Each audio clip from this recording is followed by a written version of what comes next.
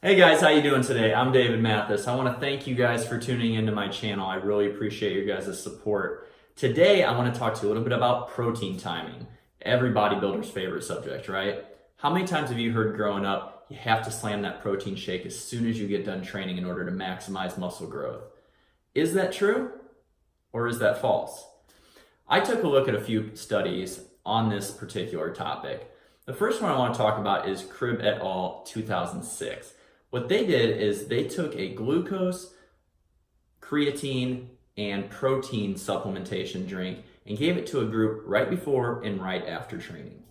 They gave that same supplementation to another group and did it in the morning and then at night. So they were using the same amount of protein, creatine, and glucose in each group, right? Just at different times. What did they find? Well, they found that both groups had strength increases, right? But only the group that took it right before and right after training saw lean body mass increase. So that's a definitive answer, right? We should go on that. Well, not necessarily. Hoffman et al. 2009 did a study where they took just a protein supplementation and they gave it to a group right before and right after training, and they gave that same protein group drink to another group right before in the morning and at night. What did they find? They found no significant differences between strength and lean body mass between the groups. Now, both groups did improve both areas, right? But there was no significant difference between the groups. So that leads me to wonder, is protein timing really necessary? My original thought on the topic was, yes, absolutely. You have to get in there, you have to slam it, especially if you're an athlete, right? That you're training multiple times a day. But then we started going through our sports nutrition course with Dr. Campbell this year and learned that really if you're hitting your protein targets during the day, it's not that big of a deal for the general population. You need to just find out what it is your body requires and get that in a 24-hour period to maximize muscle protein synthesis. So I'm kind of on the fence a little bit. I was going back and forth after reading these studies, deciding, has my opinion changed or has it stayed the same? And honestly, I think it stayed the same. I do believe that protein timing is a necessary component for elite level athletes or people training multiple times a day.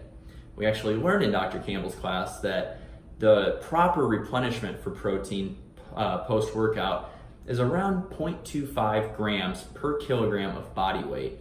And that's for resistance training with high intensities that last 60 minutes or longer. So what does this mean for you? Do you need to really worry about protein timing? That's all going to depend on a few factors. That's going to depend on the intensity at which you train, right? The frequency at which you train, and the quality protein source that you're taking in during the day. You want to aim for a protein source that is right around 3 grams or more of leucine. That provides the highest quality protein available for you to consume in your body. Higher quality protein means less protein you need, right? Because your body's not having to make up for those lost amino acids. So you have to examine your training program. You have to know, okay, how many meals do I have in beforehand training, right? Because that's going to affect it too, whether or not you need to slam that protein drink right after. You need to find out what your total amount of protein in for the day is. You need to find out if you're going to be training multiple times a day. I don't see it really being a problem for most general population people that get to the gym 3 to 5 times a week to resistance train, right? You're probably not putting enough intensity to really maximize the effects of that post workout protein, right? That's that shake that you drink right after. You could get through and get by just fine with taking in your adequate amounts of protein evenly spaced throughout the day. If you're an Olympic athlete, maybe you're a professional athlete, football, baseball, basketball, something like that, and you are doing multiple training sessions a day, highly suggest that you look into pre and post-workout supplementation with protein.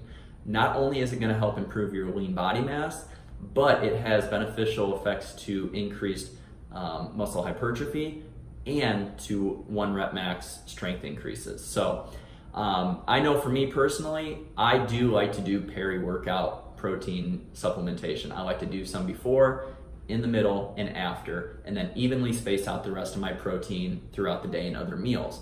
That might not work with your schedule, so you have to be aware of what's feasible for you, what's going to be optimal for your lifestyle, and make it work for that, because at the end of the day, yes, protein timing can have some beneficial effects, especially for elite level athletes, but when it comes down to it, hitting your protein target for the day is what's important. So thank you guys for tuning in. I hope you got a little something out of this.